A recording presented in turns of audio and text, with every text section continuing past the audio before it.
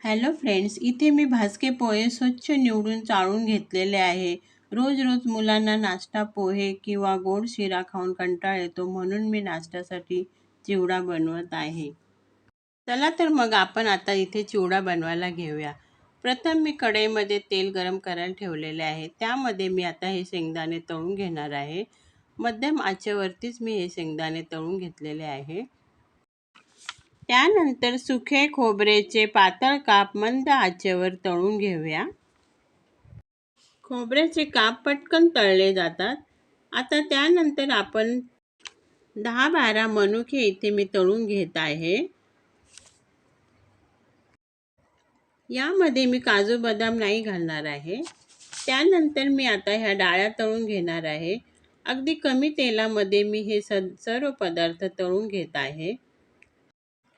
डाळ्या already भाजलेल्याच असतात. आता इथे मी कमी तेलामध्येच कढीपत्त्याचे पाने तळून घेत आहे. कढीपत्त्याचे पाने व्यवस्थित तळून घ्यावेत, त्यामुळे आपला चिवडा नरम पडत नाही. आता मी इथे रामबंधूचा चिवडा मसाला घातलेला आहे.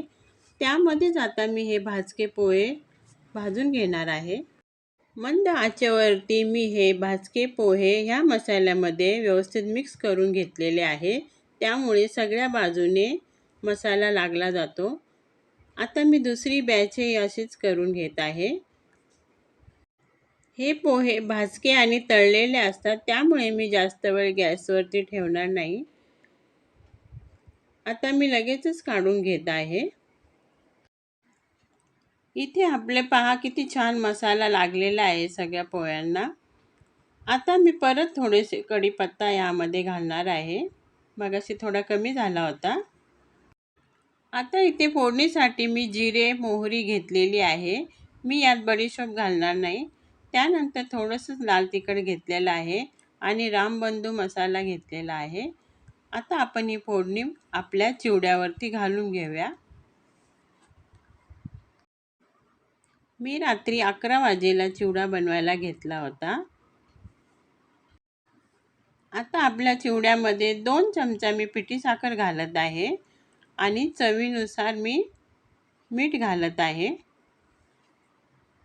सर्व पदार्थ सर्व जिन्नस मी एकत्र करून घेतलेले आहे. त्यानंतर ह्या डाळ्या घातलेल्या आहे. त्यानंतर मी इथे सेव घालत आहे.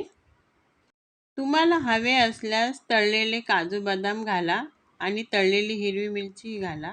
मी यामध्ये घातलेलं नाही आहे. त्यानंतर मी इथे खारी बुंदी घातलेली आहे. जे घरामध्ये अवेलेबल होते तेच मी सर्व पदार्थ यामध्ये मिक्स केलेले आहे. अशा प्रकारे आपला चिवडा तयार झालेला आहे. आवडली ना रेसिपी लाईक शेअर सबस्क्राईब करा. बाय.